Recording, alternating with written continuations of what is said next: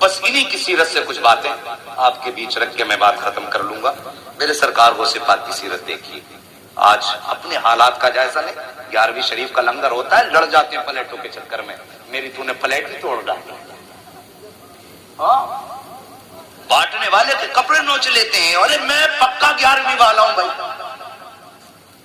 یہ ہماری قوم کا مزاج ہے، حلوہ بنے تو سب سے آگے، زردہ بنے تو سب سے آگے۔ حلوے تو کھائے گا تو سیرت کون سیکھے گا، زردے تو کھائے گا تو سیرت کون سیکھے گا۔ ہاں میرے سرکار غوث پاک کا کردار دیکھو، اللہ اکبر۔ سرکار غوث پاک کے دور میں کویا تھا جس کی آواز بڑی اچھی تھی، اتنی اچھی آواز تھی کہ لوگ اس کو گانا سننے کے لیے بلایا کرتے تھے، وہ گانے گایا کرتا تھا۔ لیکن اب سنو اللہ والوں کے کام کیا ہوتے ہیں، سننا ذرا غور سے اس بات کو، شاید کہ اتر جائے تیرے دل میں میری بات۔ انہوں نے غوث پاک کے دور میں جب اس نے گانا گانا شروع کیا نا، میرے غوث پاک فرماتے سن تیری بڑی اچھی آواز ہے، گانے نہ گایا کر، اس سے اللہ ناراض ہوتا ہے، کچھ اور نعت پڑھ لیا کر۔ وہ کہنے لگا یار دیکھو تو عبد القادر کو میری کمائی سے جلن ہوتا ہے، میری شہرت سے جلتے ہیں۔ اللہ اکبر۔ غوث پاک کو اور چوراہے پہ کھڑا کر کے کھڑے ہو کے برائیاں کرنے لگا۔ آج بھی کچھ لوگ ہوتے ہیں نا، ان سے کہہ دو کہ صاحب یہ کام نہ کرو، تو کہتے ہیں نہیں جی تم تو میری برائی مجھ سے جلتے ہو، میری ترقی سے جلتے ہو۔ اللہ اکبر۔ ایسے ہی اس نے جواب دیا۔ وقت گزرتا گیا، لوگوں میں اس کی بڑی مقبولیت ہوئی، وہ پیسے کما کے لاتا تھا، گھر والے کھانا کھلا دیتے تھے، لاتا تھا کھلا دیتے تھے۔ لیکن یاد رکھو ہر چیز کی ایک عمر ہوتی ہے، اور صاحب کبھی یہ سوچ کے گناہ نہ کیا کرو کہ بڑھاپا آئے گا تو توبہ کر لیں گے، ابھی تو جوانی ہے، ابھی تو دیکھا ہی کیا ہے۔ نہیں جی، عمر کے کسی بھی حصے میں موت آ سکتی ہے۔ قسمت والے ہوتے ہیں جنہیں بڑھاپا ہاتھ آ جاتا ہے۔ اب تو دیکھا کہ سفید بالوں والے بستر پہ لیٹے رہتے ہیں، اور جوان لوگوں کے جنازے گھروں سے ہم نے اٹھتے دیکھے ہیں۔ یار موت کی تیاری کر لو، موت کی تیاری کر لو۔ اللہ کے بندو موت کو دور نہ جانو، موت ہمارا پیچھا کر رہی ہے، ہم موت سے بھاگ رہے ہیں لیکن موت ہمارے پیچھے ہے، ایک دن آ کے ہمیں پکڑ لے گی۔ اللہ اکبر۔ سرکار کو پاک فرماتے ہیں سن تو توبہ کر لے۔ اس نے کہا نہیں تم چلتے ہو میری ترقی سے، وقت بدلا، گلے میں اب اس کے بڑھاپے کے اثر آئے، آواز دبنے لگی، لوگوں نے اس کو بلانا شروع کر دیا۔ لوگوں نے جب اس کو بلانا شروع کر دی، بند کر دیا، جب آواز ختم ہوئی لوگوں نے بلانا بند کیا، پیسہ ختم ہوا، گھر والوں نے کھانا کھلانا بند کیا۔ کچھ دن تک پیسہ رہا، گھر والے کھلاتے رہے، لیکن جب پیسہ بالکل ختم ہوا گھر والوں نے اس کو کھانا دینا بند کر دیا، اپنوں نے منہ لگانا بند کر دیا۔ جب اپنوں نے منہ لگانا بند کر دیا، پھٹے کپڑے ہو گئے، میلا لباس ہو گیا، کوئی کھلاتا نہیں تھا، مکھیاں بدن پہ بھنکنے لگی، کوئی پاس نہیں بیٹھاتا تھا، جا کے قبرستان میں جا کے بیٹھ گیا، سوچنے لگا ایک دن یہیں پہ آنا ہے، ہو سکتا ہے کوئی مجھے کاندھا نہ دے۔ یہ سوچ کر کے قبرستان جا کر کے بیٹھا، دنیا مخالف ہے، کوئی کاندھا نہیں دے گا، مروں گا تو یہیں رہ جاؤں گا۔ لیکن اللہ اکبر، ایک دن اسی قبرستان کے پاس سے میرے سرکار غوث پاک کا گزر ہو جاتا ہے، اور وہ کریم ابن کریم جو ٹھہرے، وہ سخی ابن سخی جو ٹھہرے، اللہ اکبر، جیسی قبرستان کے پاس سے گزرے وہی لباس اس کا پرانا ہے، مکھیاں اس کے بدن پہ ہیں۔ میرے غوث نے قدم روک دیے، غور سے دیکھا، دیکھنے کے بعد پہچان گئے یار یہ تو وہی گویا ہے جو چوراہے پہ کھڑے ہو کر میری مخالفت کیا کرتا تھا، جو چوراہے پر کھڑے ہو کر کے میری برائی کیا کرتا تھا۔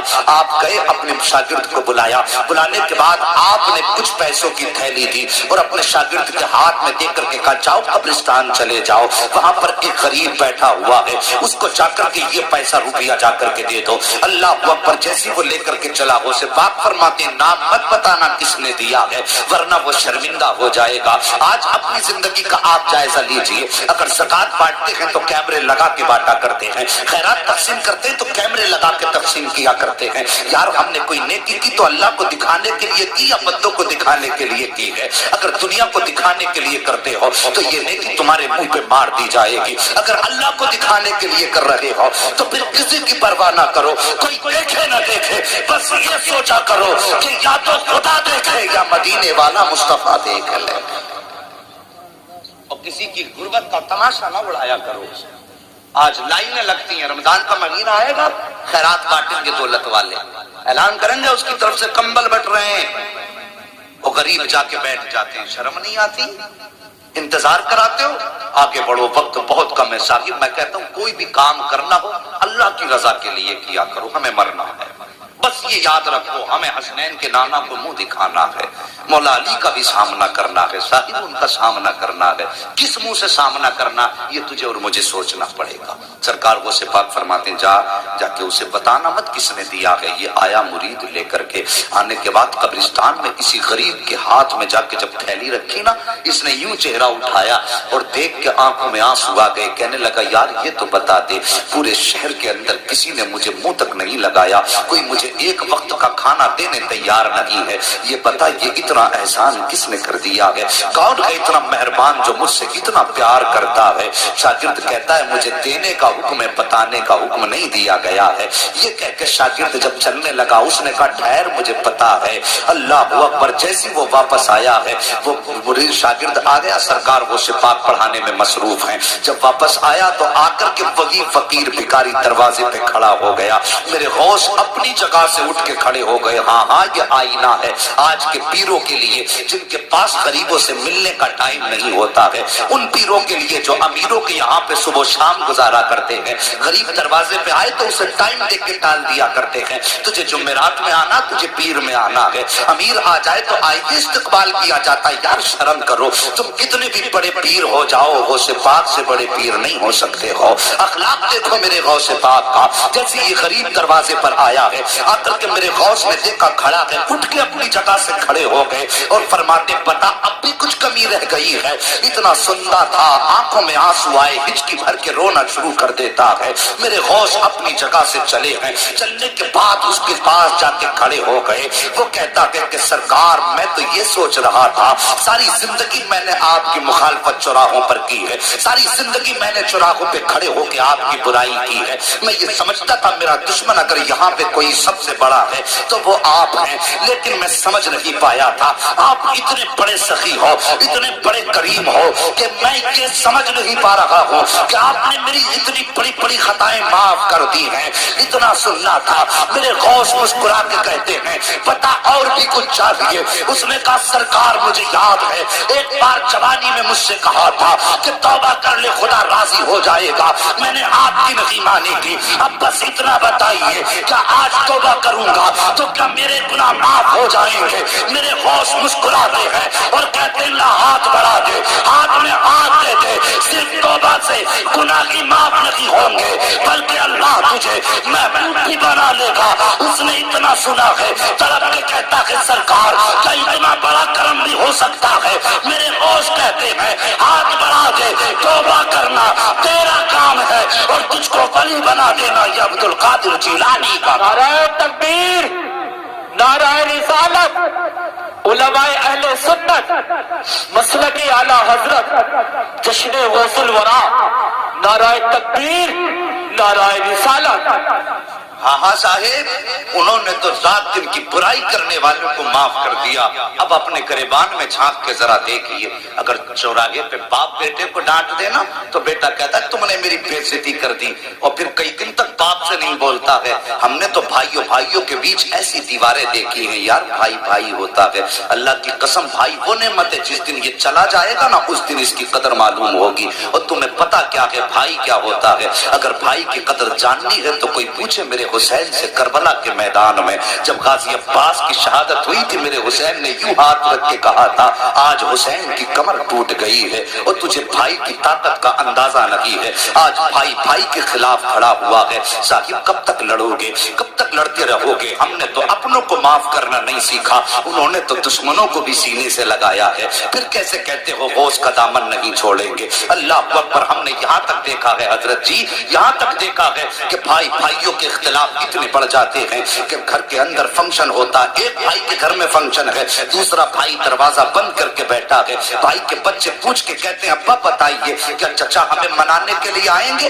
باپ کے بچے منہ زبان پہ ان بچوں کے لیے کوئی جواب نہیں ہوتا ہے، وہ سوچتا ہے ہاں کہتا ہوں اور بھائی نہ آیا تو بچوں کو کیا منہ دکھاؤں گا، اور اگر نہ کہتا ہوں تو بھائی بچے کہیں گے ابا جی آپ کے دل میں کوئی کمی ہے، مگر جب باپ پوچھتا کہ بچے پوچھتے ہیں بھائی آئے گا تو باپ ٹال دیا کرتا ہوتا ہے. اور یار تمہارے بچے جب خوشیاں مناتے ہیں تمہارے بھائی بھائیوں کی ناراضی کا نتیجہ یہ ہوتا ہے کہ تمہارے دروازے پر ایک کتا بھی چوڑے چمار بھی کھا کے چلے جاتے ہیں. اگر تمہارے دروازے پہ نہیں آیا تو اپنا بھائی نہیں آیا ہے. تم نے گاؤں کے پردھان کو منانے کے لیے اپنے گھر لانے کے لیے اپنے پیر کی جوتیاں تک توڑ ڈالی ہیں. اگر نہیں پہنچے ہو تو بھائی کے دروازے تک نہیں پہنچے ہو. ایک بار اس کے دروازے پہ اگر چلے جاتے اور جا کے اتنا کہہ دیتے بھائی مجھ سے غلطی ہو گئی ہے, اللہ کی قسم کھا کے کہتا ہوں چاہے یہ دنیا کے دولت والے تم سے 70 چکر لگواتے ہیں, یہ تیرا اپنا بھائی ہے. ایک بار دروازہ تو کھٹکھٹا کے دیکھ لیتا اور تو نے کتنی بھی بڑی اس بھائی کے خلاف سازش کی تھی,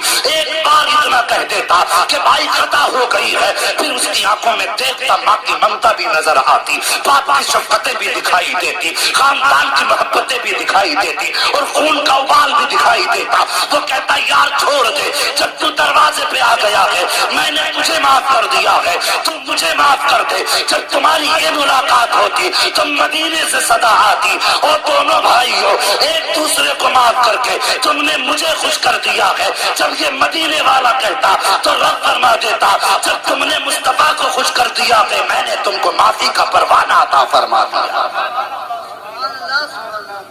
ہاں ہمیں تو جنت بھی اگر چاہیے. یا رسول اللہ زندہ آباد, ہمیں تو زندہ آباد, زندہ آباد. ہمیں تو جنت بھی وہ چاہیے جو مولوی 100 روپے لے کے جنت بانٹ کے چلا جائے. جنت کے مولوی کے باپ کی ہے. مجھے نہیں آتا یہ کہنا کہ ایک رات جلسہ کرا تو جنتی ہو جاؤ گے. ہاں ہاں وہ بات اپنی جگہ صحیح ہے, کوئی ایک نیکی اگر کام آ گئی تو بخشش کے لیے کافی ہو جائے گی, لیکن ٹھیکہ نہیں, گارنٹی نہیں. یہ بات یاد رکھنا کہ زندگی میں ایک جلسہ ہو اس میں آ کے سن لی اور پورے سال خرافاتیں کرتے رہے, پھر ایسے جلسوں کا نتیجہ کیا؟ آج آ کے بیٹھے کچھ حاصل کر کے جاؤ. میرے غوث نے تو دشمن کو بھی معاف کر دیا, پھر ہم اپنے بھائی کو معاف کرنے کی ہمت کیوں نہیں رکھتے؟ اور سوچو ذرا, دل پہ ہاتھ رکھ کے سوچو, جب میرے نبی کے پتھر مارے نا ظالموں نے تو صحابہ کہتے تھے آقا اب تو پانی سر سے اوپر ہو گیا ہے, اب بد دعا کر ہی دیجیے. نبوت والے ہاتھ اٹھے, صحابہ کہتے ہیں ہم سوچنے لگے, ہم آقا کے چہرے پر نگاہیں جم گئی, آج نبی بد دعا کریں گے وہ کفر ہمیشہ کے لیے ختم ہو جائے گا. صحابہ فرماتے ہم نے دیکھا نبوت والے وہ ہونٹ ہلے جن کے بارے میں میرے امام نے مسکرا کے کہا پتلی پتلی گلے قدس کی پتیاں, ان لبوں کی نزاکت پہ لاکھوں سلام. صحابہ فرماتے جب وہ ہونٹ کھلے نا ہم حیرت میں رہ گئے. نبی نے بد دعا نہیں کی بلکہ جملہ نکلا, اللہ یہ مجھے پہچانتے نہیں تو ان کو میری پہچان عطا فرما دے. اللہ اکبر. یہ دیکھو یہ نبی ہیں, ہم نے اس نبی کا کلمہ پڑھا ہے جس نے دشمن کو سینے سے لگایا, اور پھر ہم کس کھیت کی مولی ہیں. میرے نبی نے یہی تو دین دیا تھا, معاف کرنے والا بدلہ لینے والے سے زیادہ طاقتور ہوتا ہے. اگر تم سے کسی کا دل ٹوٹا ہے تو یار اپنی انا مٹی میں ملا دو, بس صرف مصطفیٰ کی رضا کے لیے. میں کچھ نہیں کہتا تم سے, صرف مصطفیٰ کی رضا کے لیے. اور صبح کو جا کے دروازہ کھٹکھٹا دو. اگر وہ یہ بھی کہ ذلیل تجھے شرم نہیں آئی, اتنا بے غیرت پھر بھی چلایا دروازے پہ, تو منہ نہ بگاڑنا, مسکرا کے کہنا یار میں تیرے لیے نہیں آیا, میں تو مدینے والے مصطفیٰ کے لیے آیا. اتنا کہہ کے اپنی انا مٹی میں ملا دو. حضرت علی فرماتے اگر کسی بڑے کا ادب کرنے میں یا انکساری میں کسی کی عزت کم ہو جائے تو حضرت علی فرماتے وہ قیامت میں میرا دامن پکڑ لے. جھکنے والوں کو اللہ عزتیں کم نہیں کرتا بلکہ جھکنے والوں کو اللہ عزتیں زیادہ عطا فرماتا ہے. بات سمجھ رہے میری؟ ہم میں تو دیواریں بڑی اونچی اونچی ہو گئی. ایک بھیا اگر بن گیا نا کوئی ادھیکاری اور دوسرا بیچارہ ٹھیلا لگا کے بچے پالتا ہے تو ان کے بیچ بڑا فرق ہو گیا. وہ سوچ یار تجھے اللہ نے اگر ادھیکاری بنا دیا, تیری 60,000 یا 90,000 تنخواہ ہے, تو سوچ وہی خدا اگر چاہتا تو تجھے ٹھیلے پہ لگا دیتا, اور جسے ٹھیلے پہ لگایا اسے اس پوسٹ پہ بیٹھا دیتا. پھر بتا تیرا کیا ہے اس پہ؟ اللہ نے زندگی دی, اگر امیر بھی ہو نا تو غریبوں کو نبھا کے چلو. میرے غوث پاک رضی اللہ تعالیٰ عنہ حج کے سفر کے لیے روانہ ہوئے. شور ہو گیا پورے بغداد میں، سرکار حسن میاں آئے، خبر ہو جایا حسن میاں آ رہے ہیں. کتنی بھیڑ لگ جاتی ہے کہ نہیں لگتی؟ کہ نہیں لگتی؟ بہت بھیڑ لگتی. اور پھر اگر پتہ چل جائے تاج الشریعہ آ رہے ہیں پھر تو میدان چھوٹے پڑ جاتے. سوچو اگر تاج الشریعہ کا یہ عالم ہے اور جب لوگوں کو پتہ چل جائے کہ بغداد والے غوث حج کے لیے جا رہے ہیں پھر کیا عالم ہوگا؟ بھیڑ لگنے لگی. اللہ اکبر. سبق حاصل کرو زندگی سے. بھیڑ لگنے لگی، بہت بڑا قافلہ ہو گیا. جب چلنے لگا تو ظاہر ہے پہلے کوئی ہوائی جہاز تو تھے نہیں، نہ بسیں تھی. وہ چوپایوں والی سواریوں پہ لوگ سفر کیا کرتے تھے. یہی تھا نا، سفر کرتے تھے. جب سفر کرتے تھے پیدل تو پھر راستے میں پڑاؤ بھی پڑنا، یہ بھی ضروری تھا، ٹھہرنا، آرام کرنا. تو کچھ بستیاں راستے میں پڑتی تھی. وہاں لوگوں کو پتہ چلا غوث پاک ادھر سے گزرنے والے ہیں تو پتہ چلا یہی قیام کریں گے. امیروں نے اپنے اپنے گھر سجا دیے، انتظام کر دیا غوث پاک میرے گھر ٹھہریں گے. لیکن ایک غریب تھا، وہ سوچنے لگا، تمنا تھی کاش میرے پاس دولت ہوتی، میں اپنے گھر بیٹھا تھا غوث پاک، میں اپنے گھر بیٹھا تھا اگر میرے پاس دولت ہوتی. لیکن اب میں اپنے گھر ڈھونڈنے لائق نہیں، بس ان کا دیدار ہو جائے یہی بہت بڑی بات ہے. لیکن یہ کہتا میں بیٹھا تھا، اچانک میرے دروازے پہ شور ہوا. وہ یار دروازہ تو کھول. کہا میں نے جیسی کھول کے دیکھا سامنے میری چوکھٹ پہ غوث الاعظم مسکرا رہے تھے. بڑے بڑے امیر کھڑے ہیں لیکن میرے غوث نے غریب کے دروازے پہ دستک دی. وہ کہتا میرے گھر میں کچھ بیٹیاں تھیں اور جن کی میں شادی کرنا چاہتا تھا، انتظام نہیں تھا اور مجھے ڈر یہ تھا غوث پاک کو ٹھہراؤں گا تو ان کے ساتھ لوگ بھی ہوں گے، ان کے کھانے کا بھی انتظام ہوگا. کہتا غوث پاک آئے میرے گھر میں ٹھہرے. فرماتے پورا انتظام غوث پاک نے فرمایا کھانے کا ہے. آج نذرانے لینے کا تو رواج پیروں میں نظر آ رہا ہے لیکن دینے والا پیر نظر. سوچو، خود سوچو، اگر میں غلط ہوں کہہ دو کھڑے ہو کے. دینے والا پیر. نذرانوں کا ایک تصور تھا پیروں کی بارگاہ میں کہ امیروں سے دیتے تھے، غریبوں کو دیتے تھے، اس لیے امیر جا کے دیتے تھے حضرت یہ نذرانہ. اب تو بھائی غریب بھی آ کے کہتا نا حضرت 50,000 کم پڑ رہے ہیں بیٹی کی شادی میں دعا فرما دیں، تو پہلے 100 روپے دعا کے لیے لے لیتا. وہ صحیح پہلے 50,000 تھے، اب وہ رہ گئے 49,950 غریب تھے. 50 اور کم ہو جاتے ہیں. مگر میرے غوث پاک اللہ اکبر قربان جائیں ایسے دستگیر زمانے میں کوئی نظر آتا ہی نہیں. تیری نسل پاک میں ہے بچہ بچہ نور کا، تو ہے عین نور تیرا. سبحان اللہ. سب کو نعت یاد ہے. اللہ سلامت توجہ ہے. کہتا ہے میرے غوث پاک میرے گھر پہ ٹھہرے، انتظام کیا کھانے کا. اور پھر وہ کہتا ہے لوگ آئے نا نذرانہ دینے لگے حضرت، نذرانہ دینے لگے. کہنے لگا انتظام سارا غوث پاک کا تھا لیکن میری بستی میں میرا چرچا ہو گیا. اس نے غوث پاک کے سارے ساتھیوں کے کھانے کا انتظام کیا. کہنے لگا دیکھو کام ان کا تھا، نام میرا ہو گیا. اللہ اکبر. کہتا ہے جب سارے لوگ کھا چکے، رات گزاری، صبح چلنے لگے، میرے غوث نے مجھے بلایا اور بلا کے فرمایا ذرا قریب آ، اور سینے سے لگا کے کان میں کہنے لگے بیٹیاں جوان ہیں، انتظام نہیں ہے شادی کا. بس اتنا کہا تھا غوث پاک پہ جتنا بھی نذرانہ مریدوں نے دیا تھا وہ سب اٹھا کے میری گود میں ڈالا اور فرمایا جا جا بچیوں کا انتظام فرما دے. وہ کہتا ہے بظاہر تو تھوڑا تھا لیکن اللہ نے اتنی برکتیں دی کہ میری بچیوں کی بھی شادی ہو گئی اور نسلوں کے گزارے بھی ہونے لگے. اللہ اکبر. کون دیتا ہے دینے کو منہ چاہیے، دینے والا ہے سچا. ہمارا نبی غریبوں سے پیار کرو، یہ میرے نبی کا فرمان ہے. اور یہ میرے غوث کی زندگی کا ایک بات آخری نبی کی بیان کر کے بات ختم کر لوں. ابھی برداشت کریں گے تھوڑے سے.